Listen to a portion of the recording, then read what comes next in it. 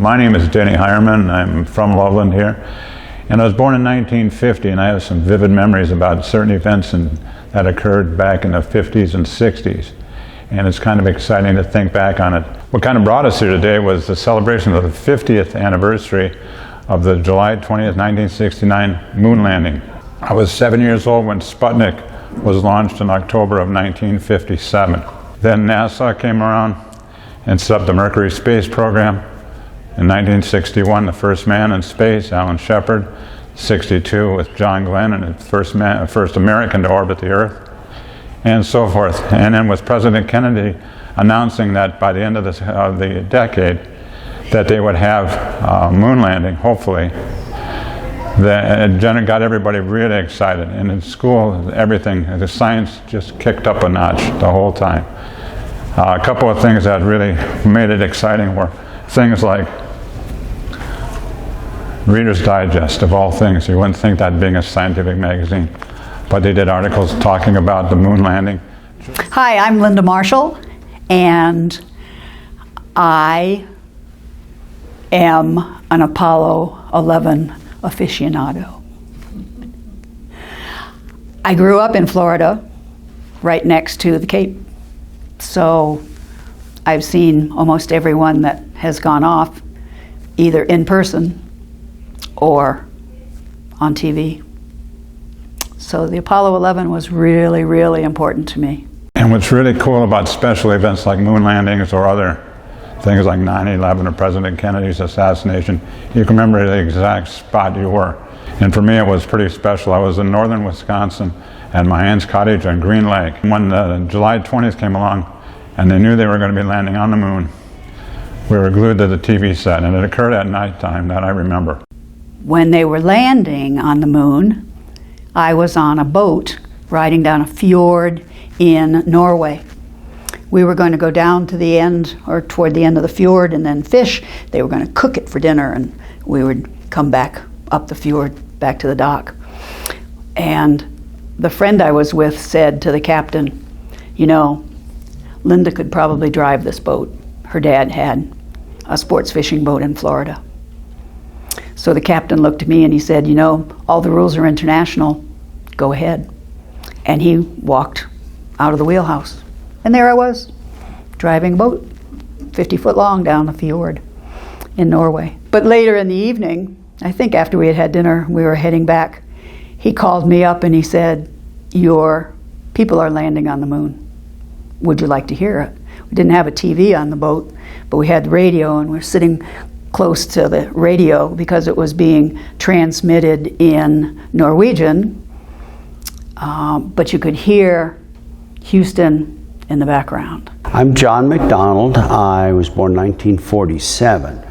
I've lived in Loveland since 1963, most of the time with a trip here and there and a little time away. I remember very distinctly the day of the landing and the day of the moonwalk. I was sitting in a darkened room in North Loveland with a 6-week-old son on my lap. 6-week-old son that didn't understand what was going on, but he was definitely there. And I watched the jump down to the moon. I was amazed by the fact they could get television from there, and I was also amazed by how bad it looked technically. My son John T. is now 50 years old, so half a century has passed since then. My name is Ginny Peabody. I'm from Berthoud, and my story of Apollo and the moonwalk is very sad in part, and very happy and adventurous and thrilling. By September of that year, the war was raging in Vietnam, as it had been, and We had been receiving letters from my brother who was over there, but in September, unfortunately, he was killed. So my mother, who was my mentor and a wonderful lady,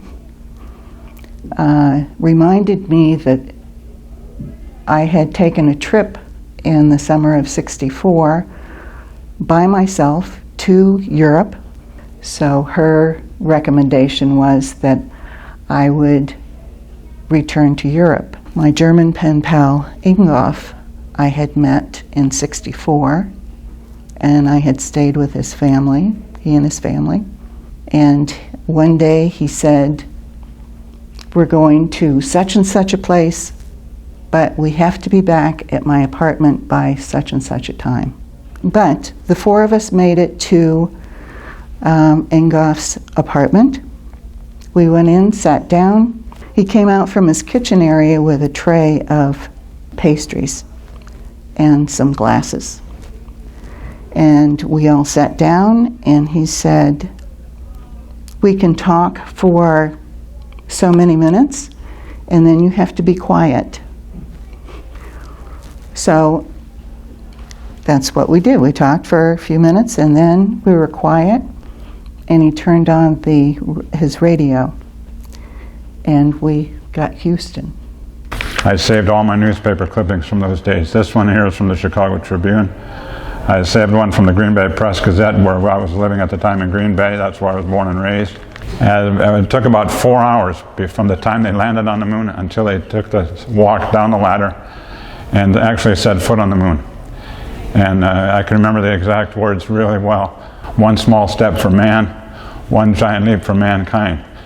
And the one thing that I remember is that he made a mistake when he said that, when he made his quote. It was supposed to be one small step for a man, one giant leap for mankind. But he was nervous, and he actually didn't know what he was going to say until he actually stepped off. And then they took a picture of the footprint. It was a foot stepping onto the moon. And it was so exciting, my heart just almost stopped at the time.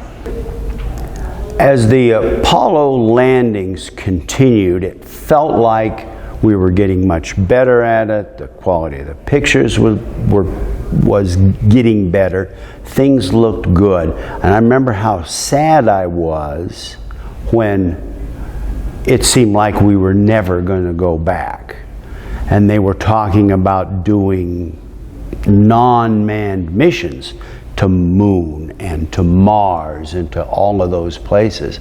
And I now realize how good the science is without a person there, because we've come so much further in the way we understand how that stuff goes. I put together, to commemorate it myself, I put together a little plaque with the 3 astronauts. Somebody gave me a stamp commemorating it from another country, and I can't even remember what country now, but put it together so I'd have this on display in my room. And National Geographic came up with, in November of that year, their commemorative issue. And what's really cool is that this is 50 years later, that's still the hot topic. And it was one of the key points of the whole 20th century. The main photo on here is the same as what's on National Geographic for this July. It was one of the highlights of the 20th century, even more above World War II, the Korean War, Vietnam War, and other events that occurred. The moon landing brought people together from all over the world. It was a very prideful thing for us to have gone to the moon. Eventually, all the world embraced that, but it probably hurt a lot of feelings that their political group didn't go first. We sat there absolutely spellbound. The world had been in such chaos with the war. Kennedy had been killed. So many people had been assassinated. Families had been torn apart. And here, in the middle of Germany, with a friend and other friends, we listened to Mr. Armstrong saying his famous words. And it was just wonderful. kept in touch with the space program. Space shuttle records came out, which was kind of interesting. Anything that regarded the space program, I made sure I got pictures of. It was one of the most watched events at the time. I found out 500 million people were watching. And it seems like a small number compared to today, but when you stop and think about how many had TV sets, but everybody got the news, and they were excited too. One, it was a prideful thing.